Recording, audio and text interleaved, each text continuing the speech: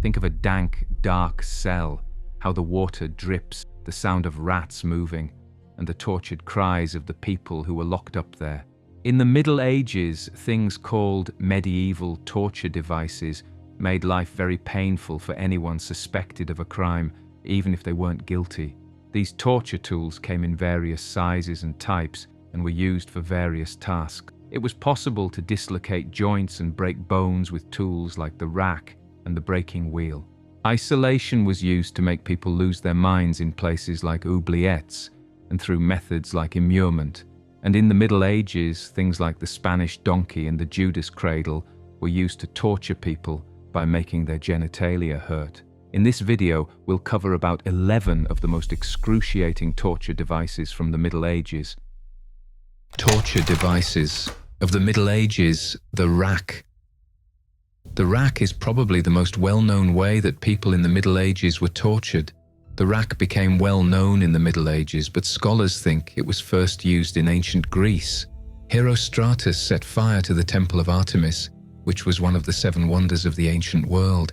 He was put on an early rack and tortured until he died in the 4th century BCE. So what did it really mean with just a wooden frame? The rack was very simple in form. The person being tortured would be tied to 2 rollers on either end, and their tormentors would crank them up and down to stretch out their limbs. Often, this was done very slowly, so that the pressure on the victim's whole body got worse and worse. William Wallace, a Scottish rebel, may be the most well-known person who was tortured in a rack-like way. When the English caught Wallace in 1305, they tortured him in horrible ways, such as by stretching him. The rack was used for hundreds of years. In fact, it wasn't officially illegal in Britain until 1708, and the United Nations didn't make it illegal everywhere until 1984. The rack was a horrible way to torture people in the Middle Ages. It was cruel and easy, but it wasn't the only thing that interrogators used on their prisoners. The torturous history of the thumbscrew.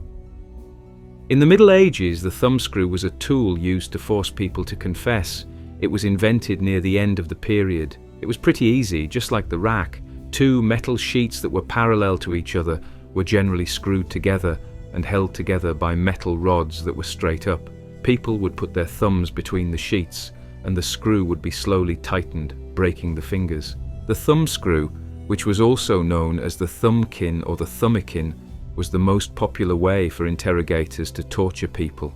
According to medieval chronicles, it could make the people who were hurt very sick, but it didn't kill them, so it worked to get someone to admit. During the Middle Ages, the thumbscrew was often used to punish people who were thought to be rebels or blasphemers. As each of their fingers was crushed, most people would say anything to get out of the pain. This torture device from the Middle Ages, on the other hand, was still used after the Middle Ages. In the 1600s, it was used to get accused witches to confess. In the 1700s, it was used on the Italian artist Artemisia Gentileschi after she said her teacher had raped her.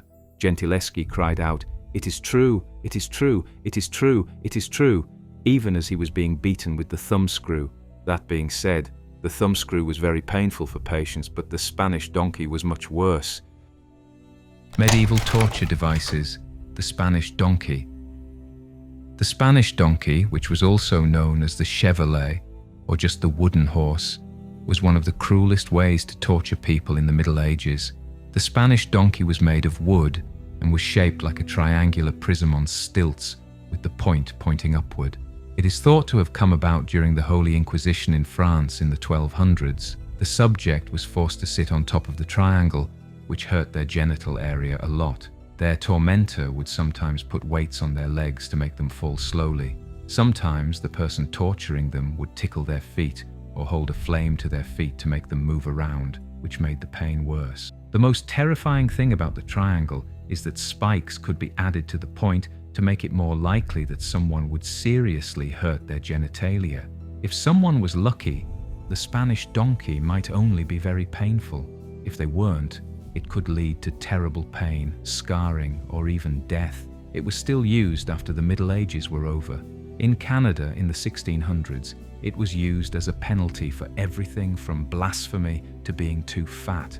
It is scary to think that a man who was punished for being a glutton ruptured after being put on a Spanish donkey.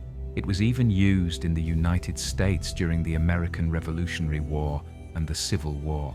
In 1775, George Washington allowed the Spanish donkey to be used as a torture device on a man who was threatening and abusing a number of persons while prisoner in the quarter guard.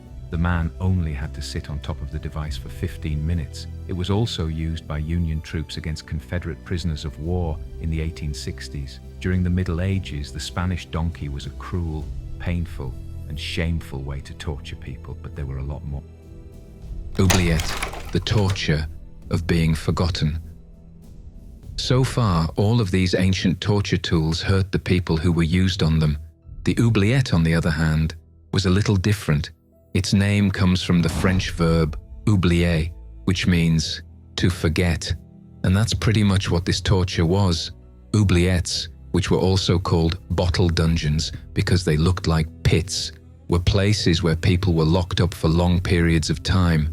They were left there sometimes for good. People who were locked in oubliettes often went crazy or went hungry because they couldn't get food, sun, or be with other people. They were often locked in a small area with rats or the bodies of other people who had died. In Wales, France, including at the Bastille jail, and even Turkey, these kinds of prisons have been found. Still, some scholars say that some places that look like oubliettes have been misunderstood, but instead of being jails, they could have been used to store things like ice or even as sewers. But European history is full of stories about small, dark places where people were left to slowly go crazy. At the Tower of London, prisoners were sometimes locked in the Little Ease jail, which was small and had no windows. This was done to break their spirits slowly. Medieval torture devices, the breaking wheel. Romans were the first people to use a broken wheel. Unlike some other torture tools from the Middle Ages, this one was meant to kill, not just pain. There were two ways that people were put to death by the broken wheel.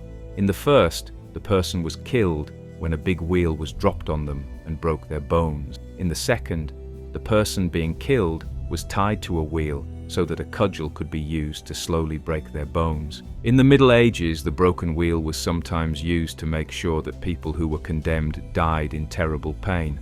For example, in France, killers would tie a person to a broken wheel and slowly turn it while hitting the person with a cudgel. People who were found guilty of less serious crimes would only be hit once or twice before they were put to death, which is called the coup de grâce. People who were found guilty of more serious crimes, on the other hand, would be hit more than once. In Zurich in the 1400s, people who were found guilty were tied down and put on a wheel on their back. The killer would hit them 9 times, twice in each limb and once in the back. Then, he or she would braid the body's broken pieces through the wheel's spokes and tie it to a pole. The victim slowly died after that.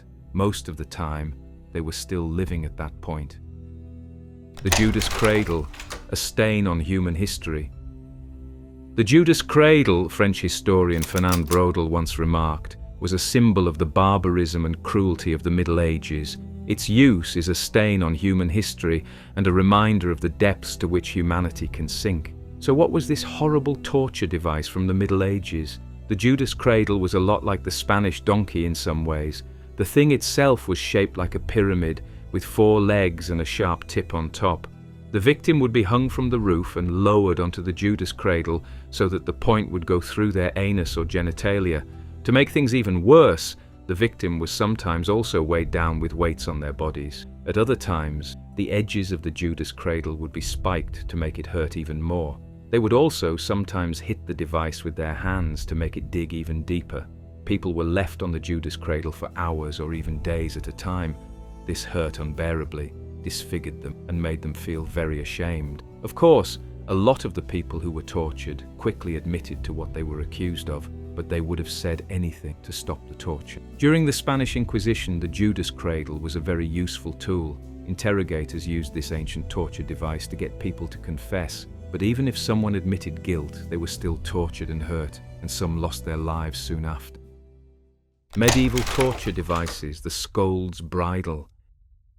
In the Middle Ages, it could be dangerous for women to be called scolds. People, mostly women, who talked about other people behind their backs, fought loudly, or spoke out of turn were called gossipers. And some scolds were punished with a scold's bridle, a torture tool from the Middle Ages. The thing was simply a woman wearing an iron mask over her face. It was locked in place in the back, and a metal gag kept her tongue in. The gag was sometimes spiked, so if she spoke, it would cut her tongue. This thing could do two things. It would make the woman who was accused of being a scold feel bad about herself and shut her up. Sometimes she had to walk through town or stand in the main area so everyone could see how ashamed she was. The first mention of this medieval torture device came in the 14th century, when one of author Geoffrey Chaucer's characters said, "Would she were bolted with a bridle." Later anecdotes describe how women accused of being scolds or having loose morals were punished with a scold's bridle. In fact, it looks like this tool has been around for a very long time. Victorian times were the first time that scold's bridles were called barbaric. However, one was last seen being used in 1856. This torture tool hurt and embarrassed women and was meant to show them how risky it can be to say what they think. How Vikings allegedly used the blood eagle to torture and kill. The Vikings who came to England in the 9th century are said to have brought with them the blood eagle, which is one of the cruelest ways to torture someone known to man. Ella, the king of Northumbria, killed Ivar's father Ragnar Lothbrok by throwing him into a pit of live snakes in 867 CE. Ivar the Boneless had a plan to get back at Ilar. Ivar was sure of how he was going to treat Ilar. He is said to have killed the English king with a blood eagle once he had him in his hands. The person is being tortured by having their hands and legs tied together and their back left open.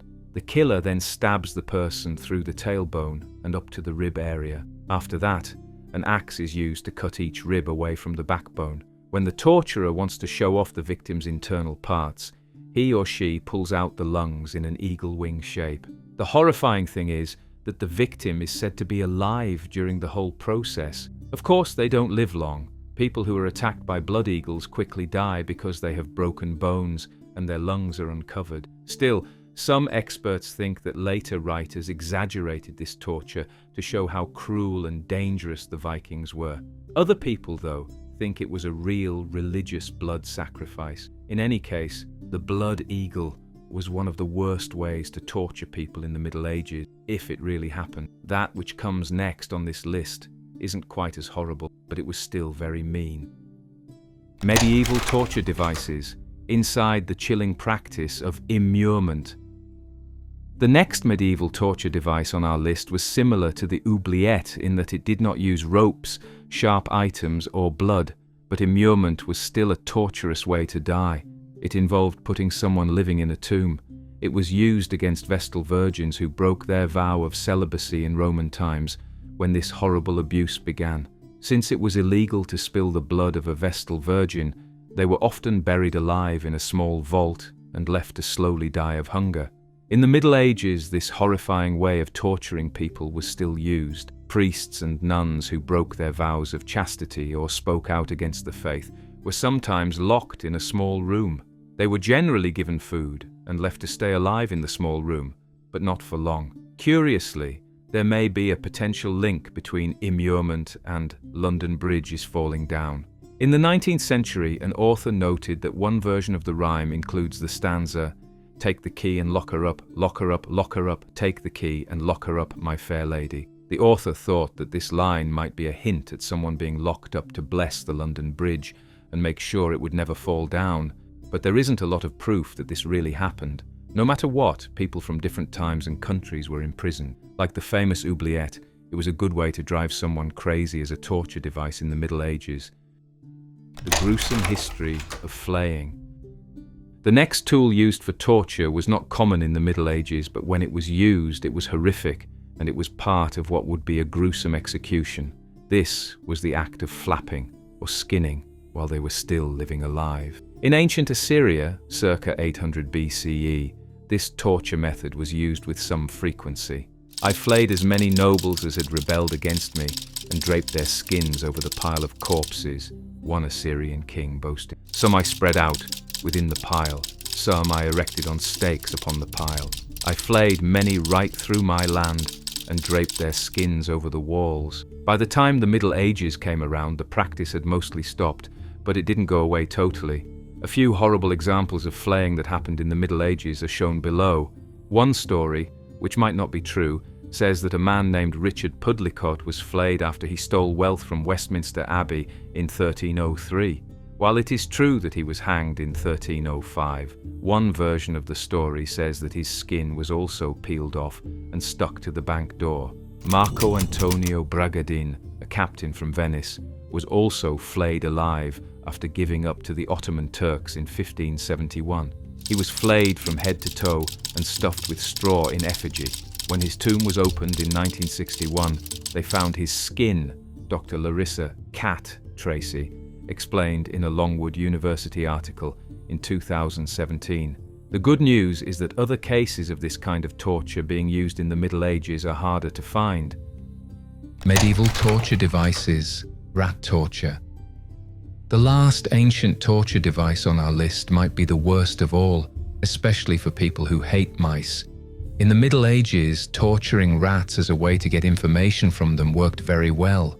Rat torture was very easy to do, just like many of the other things on this list.